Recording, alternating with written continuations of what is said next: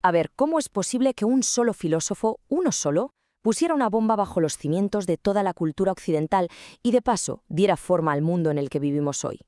Pues sí, vamos a meternos de lleno en el pensamiento de Friedrich Nietzsche y en su herencia, que es, como poco, explosiva, el posmodernismo.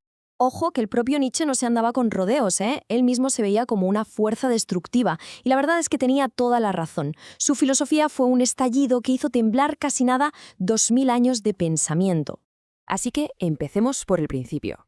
Vamos a ver exactamente qué fue lo que Nietzsche demolió, cuáles eran esos pilares de la tradición occidental que se propuso literalmente hacer saltar por los aires. Para él, los fundamentos de nuestra cultura no eran verdades eternas ni mucho menos. Eran construcciones, mentiras que nos habíamos estado contando durante siglos, y su misión fue básicamente desenmascararlas una por una. El primer objetivo, la filosofía y su fe ciega en una razón pura, objetiva, capaz de llegar a la verdad absoluta. Para Nietzsche, esto era pura ficción, un cuento. Segundo objetivo, el cristianismo. Veía la religión como un sistema que le daba la espalda a la vida, que nos hacía débiles al poner por delante un mundo celestial en vez de este, que es el único que tenemos. Y el tercer y último objetivo, la moral tradicional. Esos códigos del bien y el mal que siempre hemos dado por universales, pues para Nietzsche no eran más que la imposición de los valores de los débiles sobre los fuertes. Y claro, la pregunta es, ¿cómo lo hizo? ¿Cuál era su arma secreta? Pues aquí la tenemos, el método genealógico. Es una genialidad. En vez de preguntar ¿qué es la verdad?, que es la pregunta de toda la vida, Nietzsche le da la vuelta y pregunta, oye, ¿a quién le viene bien que esto sea la verdad? Se puso a rastrear el origen de nuestras ideas más sagradas y demostró que, mira, no nacieron de la razón pura, sino de algo mucho más terrenal, de luchas de poder y de emociones muy, muy humanas. Vale, la dinamita ha explotado. ¿Y qué queda después? Pues ahora toca explorar el paisaje después de la batalla. Bienvenidos a la era del posmodernismo. El cambio es que fue brutal.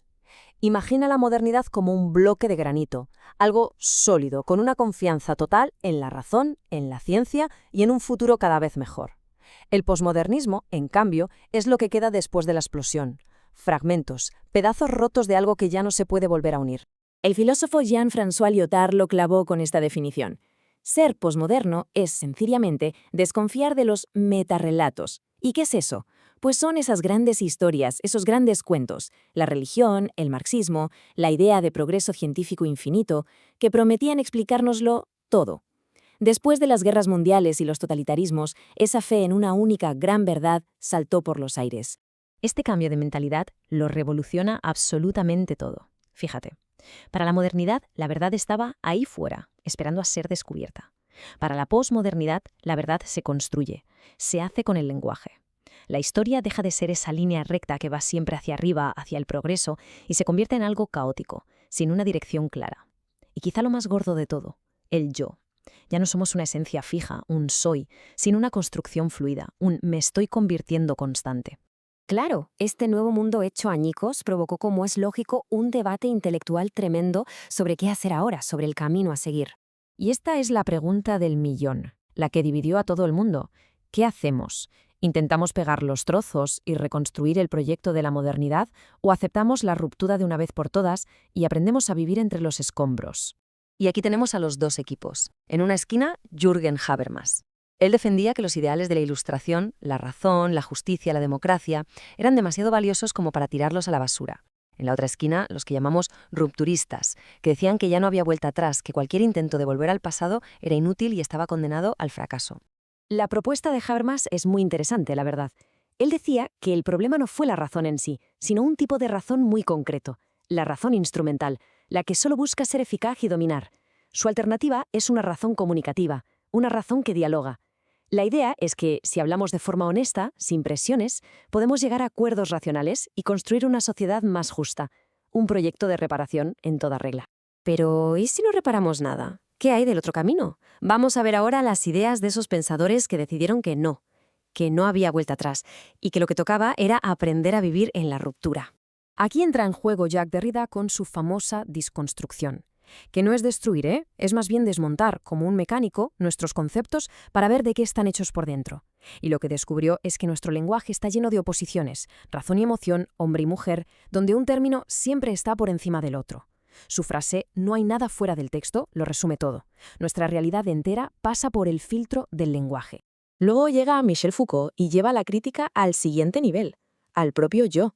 Foucault nos enseñó que nuestra identidad, eso que creemos tan nuestro, no es algo natural o innato, sino que es el producto de discursos de poder.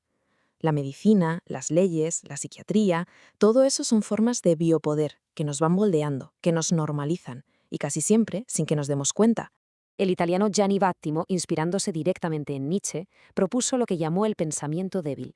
La idea es sencilla. Frente a las verdades fuertes, absolutas, que al final siempre acaban llevando a la violencia y al conflicto, él defiende un pensamiento que asume que solo existen interpretaciones. Y si no hay una verdad con mayúsculas, ¿qué nos queda? Pues el diálogo y la tolerancia se vuelven la única opción.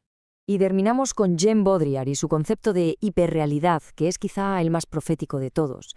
Describe un mundo donde vivimos rodeados de simulaciones, de copias, hasta tal punto que la copia ha sustituido al original. El ejemplo de las redes sociales es perfecto, ¿verdad? La vida idealizada que se proyecta en Instagram, por ejemplo, se vuelve para muchísima gente más real, más importante que la vida de verdad. Como decía él, el mapa ha sustituido al territorio. Bien, pues todo este recorrido nos lleva de vuelta al presente, a una decisión que sigue totalmente vigente. Nos obliga a plantearnos qué tipo de mundo queremos construir a partir de ahora. Al final, todo el debate nos deja con estos dos grandes caminos sobre la mesa. Por un lado, la vía de Habermas, la esperanza de que todavía podemos usar la razón y el diálogo para ponernos de acuerdo sobre lo que es justo, sobre lo que es verdad.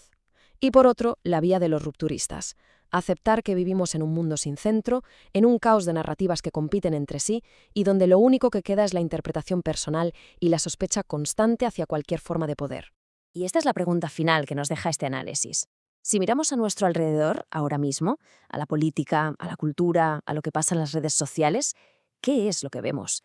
¿Vemos a gente intentando llegar a un consenso, a un acuerdo racional? ¿O vemos más bien una batalla campal, un caos de interpretaciones que no se pueden reconciliar? La respuesta que demos a esa pregunta, es que probablemente esa respuesta defina la época que nos ha tocado vivir.